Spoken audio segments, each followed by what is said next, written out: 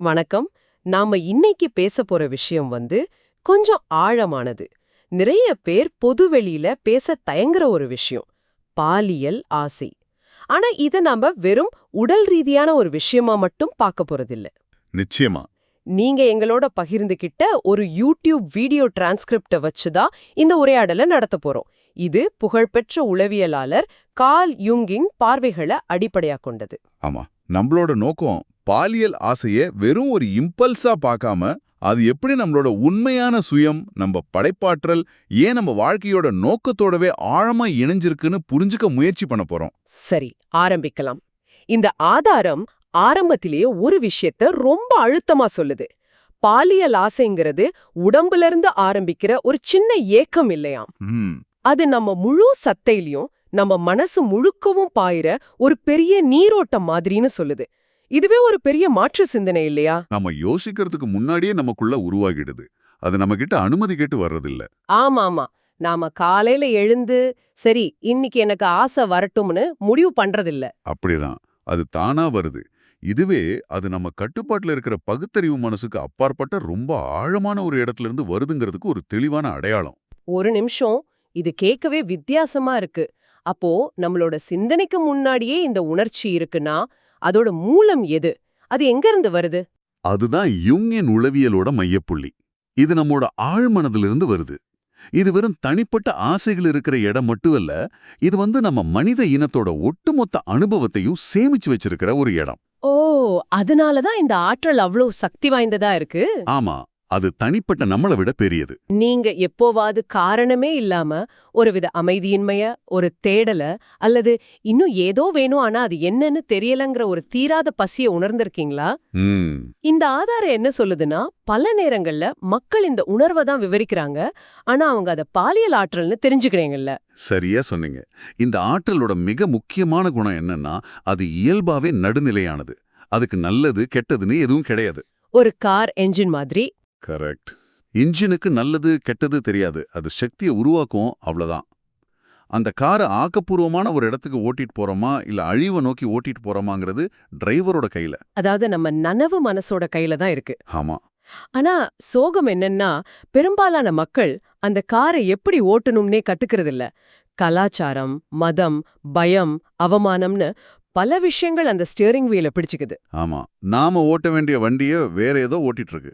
சரி, அப்படி பயத்திலேயோ அல்லது அவமானத்திலேயோ அதை தவறா வழி நடத்தும்போது என்ன மாதிரியான விளைவுகள் ஏற்படுது? ஏன்னா நம்ம ஆதாரம் சொல்றபடி அந்த ஆற்றல் சும்மா மறைஞ்சு போறதில்ல இல்லையா? மறைஞ்சு போறதில்ல. ஆமா, இங்கதான் விஷயம் ரொம்ப தீவிரமாகுது. இந்த ஆற்றலை நாம சரியா புரிஞ்சுக்காம விடும்போது என்ன நடக்குதுன்னா, அது சிதறி போகுது. எப்படி?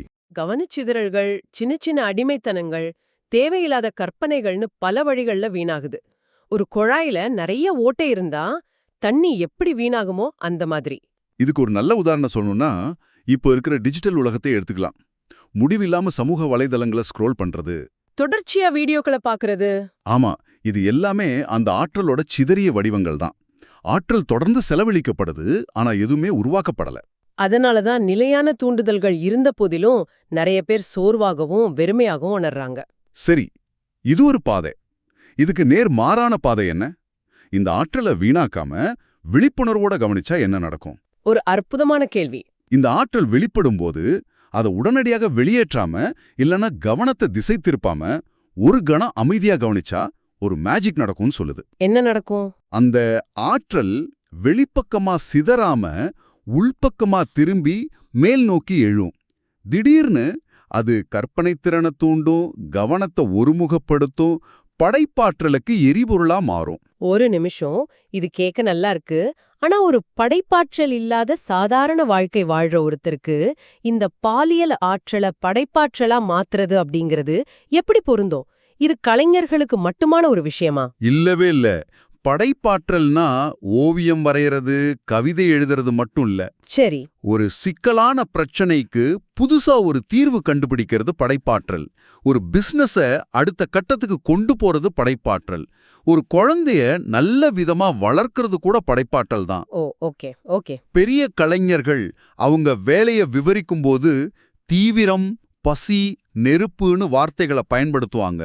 அவங்க உருவகமா பேசல, அவங்க இந்த உண்மையான ஆற்றல் மாற்றத்தை தான் விவரிக்கிறாங்க. அப்போ அடக்கப்பட்ட ஆசைக்கு என்ன ஆகும்? அது வெறுமனே மறைஞ்சு போயிடுமா? அதுதான் பெரிய தப்பு கணக்கு.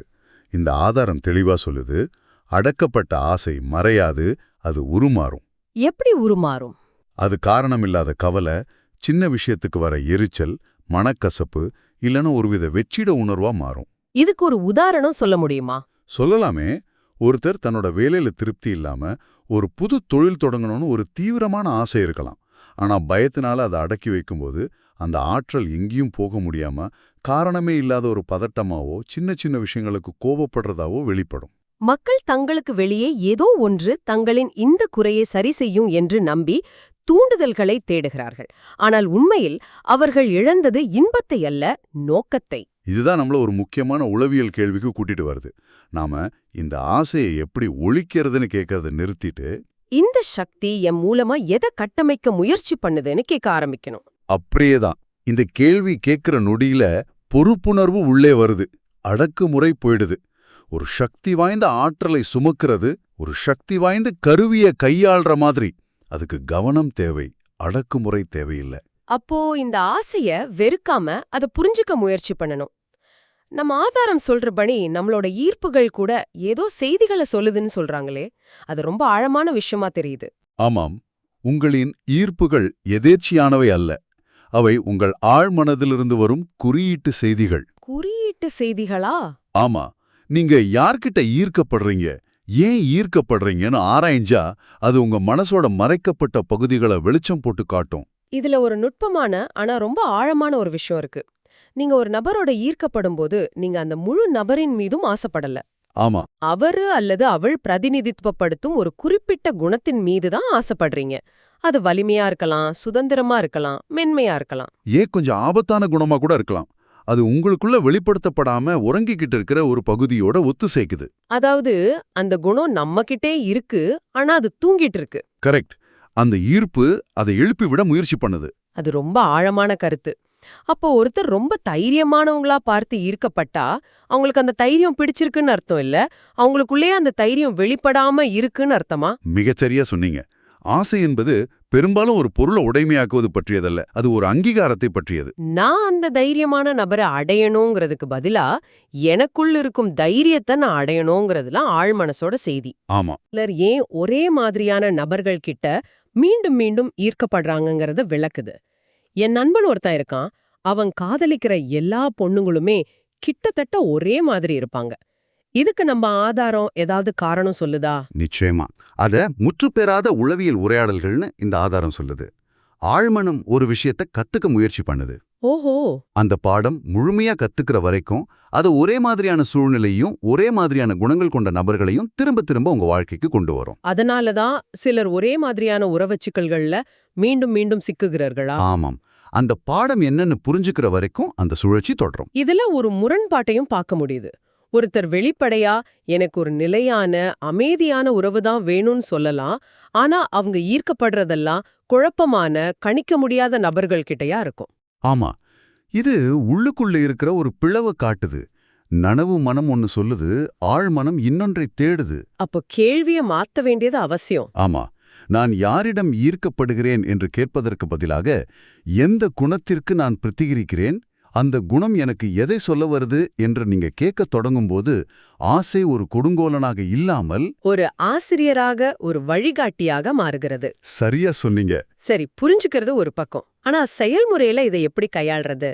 நிறைய பேர் ஒழுக்கம் பண்ணதுன்னா அடக்குதல்னு தப்பா புரிஞ்சுக்கிறாங்க.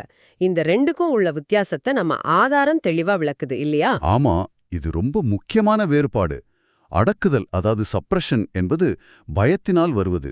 ஐயோ, இந்த உணர்ச்சி தப்பு, இது இருக்கவே கூடாதுன்னு நினைச்சு அதை இருட்டுக்குள்ள தள்ளுறது. ஆனா ஆழ்மனம் ஒரு குப்பை தொட்டி இல்ல. இல்லவே இல்ல. நீங்க உள்ள தள்ளுறது இன்னும் மோசமான வடிவத்துல. கவலையா, மன அழுத்தமா, விசித்திரமான கனவுகளா திரும்பி வரும். அப்போ ஒழுக்கம், டிசிப்ளின்னா என்ன? ஒழுக்கம் என்பது பயத்தினால் வர்றதில்ல, அது விழிப்புணர்வினால் வர்றது. அது அந்த ஆற்றலை உணர்ந்து அதோட பதட்டத்தை பயப்படாம கையாள்றது. ஒரு உதாரணம். ஒரு அணைக்கட்டுல தண்ணிய முழுசா தடுத்து நிறுத்துறது அடக்குமுறை. அது ஒரு நாள் உடைஞ்சு வெள்ளப்பெருக்க உருவாக்கும். சரி.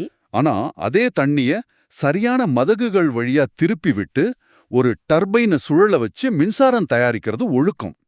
ஆற்றலை அழிக்கல, அதை உருமாற்றம் செய்றோம். இந்த உள்பதற்றம் சங்கடமாக இருந்தாலும் அது மிகவும் வளமானதுன்னு ஆதாரம் சொல்லுது. இது எனக்கு உடற்பயிற்சி செய்யறத நினைப்புசது. சொல்லுங்க. ஆரம்பத்துல தசைகள்ல ஏற்படுற வலி சங்கடமா இருந்தாலும் அந்த பதற்றத்தை தாங்கிக்கிட்டாதான் உடம்பு வலிமையாகும். மன வலிமையும் அப்படிதான்னு நம்ம ஆதாரம் சொல்லுது. அருமையான ஒப்பீடு. அதுதான் உண்மை. அந்த உள்பதற்றத்தை நீங்க கையாள கத்துக்கும்போது அது உங்க மனசை ஒருமுகப்படுத்துது, உங்க கவனத்தை கூர்மையாக்குது. இதுதான் உண்மையான மன வலிமை. ஆமா, அடுத்தவங்கள அடக்குற வலிமை இல்ல, தன்னைத்தானே ஆளுகிற ஒரு அமைதியான, உறுதியான வலிமை. இதோட நடைமுறை விளைவுகள் என்னவா இருக்கும்?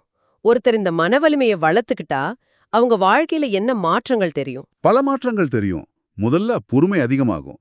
சின்ன சின்ன விஷயங்களுக்கு உணர்ச்சி வசப்பட மாட்டாங்க.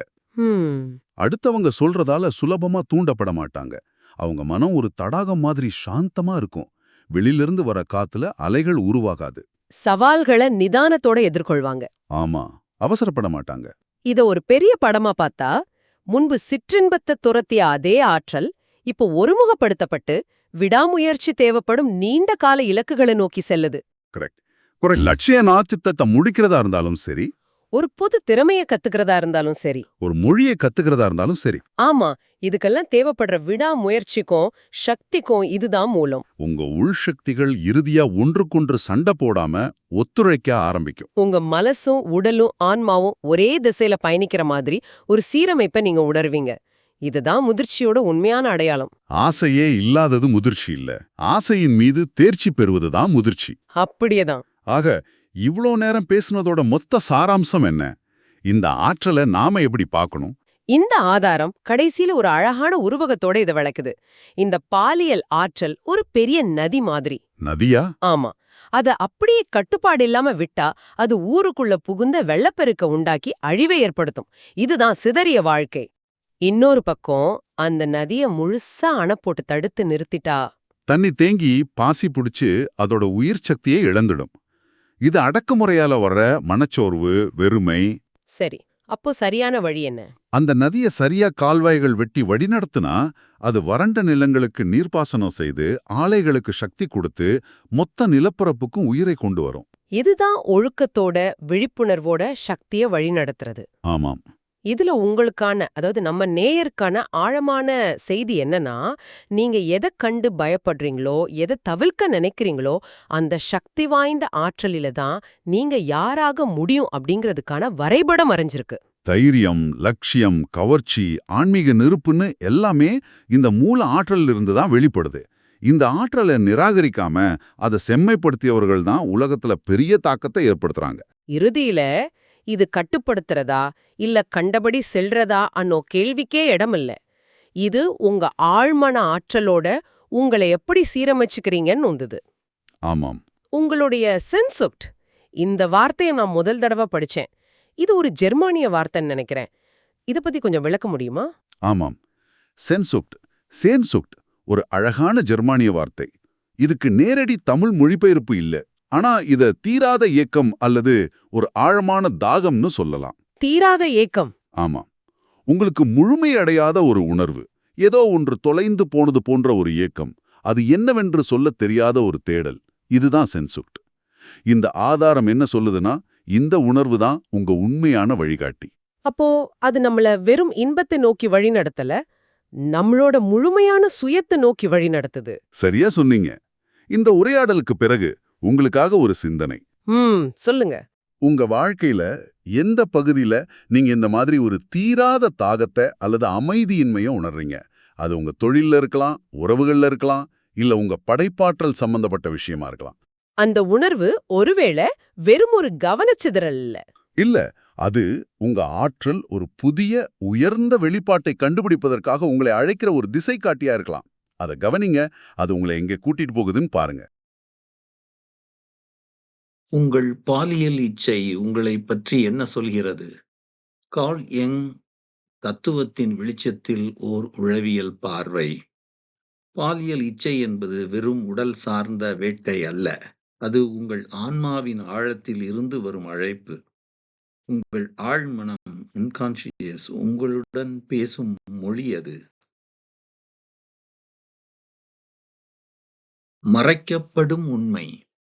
சமூகம் பாலியல் இச்சையை சிறிய, தனிப்பட்ட அல்லது வெட்கப்பட வேண்டிய விஷயமாக கற்பிக்கிறது. இதனால் பலர் தங்களுக்குள்ளேயே பிளவுபட்டிருப்பதாக உணர்கிறார்கள். இந்த தவறான புரிதலால் நாம் இச்சையை ஒன்று குற்ற உணர்ச்சியுடன் அடக்குகிறோம் அல்லது மறைவாக தீர்த்து கொள்ள முயல்கிறோம். ஆனால் இச்சை என்பது உடலில் தொடங்குவது அல்ல, அது மனதில் ஓடும் ஒரு நீரோட்டம். உயிர் சக்தியின் முதல் வடிவம். பாலியல் இச்சை என்பது உயிர் சக்தி, லைஃப் ஃபோர்ஸ். ஒரு விதை மண்ணை பிளந்து சூரியனை நோக்கி எழுவதற்கு எந்த சக்தி காரணமோ அதே சக்திதான் இது. இது சிந்தனைக்கு முன்பே தோன்றும் முதல் உந்துதல். இது பகுத்தறிவிற்கு கட்டுப்படாதது. இது அடிப்படையில் ஒரு நடுநிலையான ஆற்றல். அதற்கு திசை தெரியாது. அதை இயக்குவது உங்கள் பொறுப்பு. அடக்கு முறையின் ஆபத்து. இச்சையை வலுக்கட்டாயமாக அடக்கினால் அது மறைந்து விடாது. அது உள்ளேயே தங்கி வேறு வடிவங்களில் வெளிப்படும். பதற்றம், ஆங்ஸைட்டி, எரிச்சல் மற்றும் வெறுப்பு, இரிட்டபிலிட்டி அண்ட் ரிசன்மெண்ட். வெறுமை உணர்வு, எம்டினஸ். ஆற்றலை அழிக்க முடியாது, அதை மாற்றவே முடியும். அடக்கப்பட்ட ஆற்றல் இறுதியில் கிளர்ந்தெழுந்து மனதை சிதைக்கும். நுகர்வின் பொறி. இச்சையை உடனுக்குடன் தீர்த்துக் கொள்வது ஒரு போதை போன்றது. இது தற்காலிகமாக நிம்மதியை தரும், ஆனால் ஆற்றலை வீணாக்கிவிடும். தொடர்ந்து நுகர் கலாச்சாரத்தில் ஊறி போனவர்கள் சோர்வை மட்டுமே மிச்சம் வைப்பார்கள். அவர்கள் படைப்பதை அறியாமல் தங்கள் உயிர் சக்தியை சிதறடிக்கிறார்கள். கவர்ச்சி ஒரு கண்ணாடி. நீங்கள் ஏன் ஒரு குறிப்பிட்ட நபரை விரும்புகிறீர்கள்? அது தற்செயலானது அல்ல. அவர்களிடம் உள்ள ஏதோ ஒரு பண்பு, துணிச்சல், சுதந்திரம், மென்மை அல்லது அதிகாரம் உங்களுக்குள் உறங்கிக் கொண்டிருக்கிறது. நாம் எதை நம்மிடம் இல்லை என்று நினைக்கிறோமோ அதையே பிறரிடம் தேடுகிறோம். ஈர்ப்பு என்பது எனக்கு இது வேண்டும் என்பது அல்ல, நான் இதுவாக மாற வேண்டும் என்பதன் அறிகுறி. முடிக்கப்படாத உரையாடல்கள். பழைய காயங்களை ஆற்றவும் முழுமையடையவும் மனம் மீண்டும் மீண்டும் அதே சூழலை உருவாக்குகிறது. அந்த பாடத்தை புரிந்து கொள்ளும் வரை இந்த சுழற்சி தொடரும். ஒரே மாதிரியான நபர்களை காதலிக்கிறீர்களா? ஒரே மாதிரியான ஏமாற்றங்களை சந்திக்கிறீர்களா? இது விதி அல்ல, இது உங்கள் ஆழ்மனம் நடத்தும் பாடம்.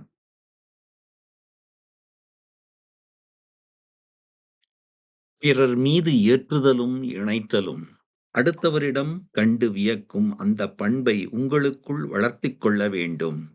அவர்களின் துணிச்சலை கண்டு ஈர்க்கப்பட்டால் நீங்கள் உங்கள் பயத்தை வெல்ல வேண்டும். அவர்களின் சுதந்திரத்தை கண்டு ஈர்க்கப்பட்டால் நீங்கள் உங்கள் கட்டுப்பாடுகளை உடைக்க வேண்டும். ஈர்ப்பு என்பது ஒரு அழைப்பிதழ், உங்கள் முழுமையை தேடிச் செல்வதற்கான அழைப்பு. ரகசியம். தேக்கி வைத்தல். சாதாரண மனிதன் இச்சையை உடனே செலவழிக்கிறான், ஆனால் படைப்பாளி அதை தேக்கி வைக்கிறான். அந்த உந்துதலை உடனே தீர்க்காமல் அந்த பதற்றத்தை தாங்கிக் கொள்வது மிக மிக முக்கியம். இந்த உள் அழுத்தம் உங்கள் ஆளுமையை மறுசீரமைத்து உங்களை உயர்நிலைக்கு கொண்டு செல்லும். மன உறுதி என்னும் வலிமை. ஒழுக்கம் என்பது ஆசையை வெறுப்பது அல்ல, ஆசையை சரியான திசையில் செலுத்துவது. சிதறடிக்கப்படாத பாலியல் ஆற்றல் உறுதியான மன வலிமையாக மாறும். இது கவனத்தை கூர்மையாக்கும், சிந்தனையை தெளிவாக்கும், உணர்ச்சிகளுக்கு அடிமையாகாமல் அவற்றை இயக்கும். எஜமானராக நீங்கள் மாறுவீர்கள். மடைமாற்றம். பாலியல் ஆற்றல் மடை மாற்றப்படும்போது அது வெறும் உடல் இன்பமாக இல்லாமல் ஆக்கப்பூர்வமான சக்தியாக மாறுகிறது. சிறந்த கலைஞர்கள், தலைவர்கள் மற்றும் சிந்தனையாளர்கள் தங்கள் பணியில் காட்டும் வெறித்தனம் மற்றும் வேட்கை அடிப்படையில் மடை மாற்றப்பட்ட பாலியல் ஆற்றல்களே. தெளிவும் குவியமும்.